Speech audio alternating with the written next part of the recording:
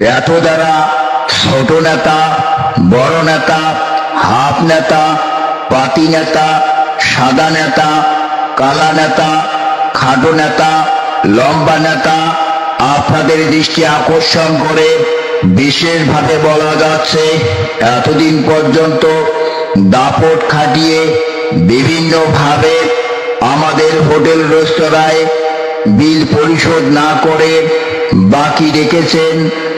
এমন তো অবস্থায় বেশ কিছুদিন ধরে আপনাদের সন্ধান পাওয়া যাচ্ছে না এবং আমাদের হোটেল রেস্তোরাঁও আসতেছেন না।